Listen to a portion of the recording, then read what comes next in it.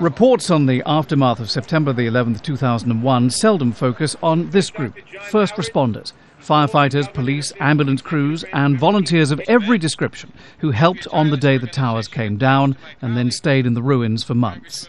Many are slowly dying from illnesses their doctors say were contracted at Ground Zero. My name is Ted. Teresa QUIBELL's fiancé Gregory was among the rescuers in 2001. 5 years later, his body began producing benzene, the result of inhaling too much jet fuel, according to doctors. When we first diagnosed him with a leukemia, he had no red blood cells in his bone marrow whatsoever. Gregory QUIBELL's is one of a rising number of 9/11 related deaths, leading to fears of a cancer epidemic in the ranks of the first responders. 5 have died in the last 3 months. The cluster of cancer deaths comes as Congress is under pressure to pass legislation that will provide federal help for emergency workers who contracted illnesses since 9/11-2001.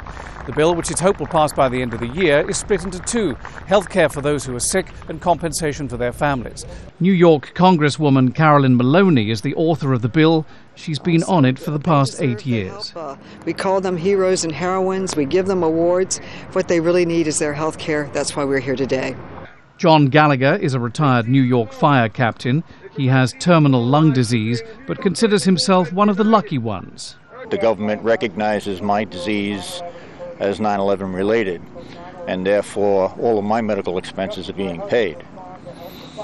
Unlike a lot of the people here who are sick, construction workers who are sick, and they're told to sue the contractor they were working for. John FEAL falls into that category. A construction worker, he can't believe after 8 years Congress is only just now getting round to making permanent help for people like him. Human life takes a backseat to the almighty dollar.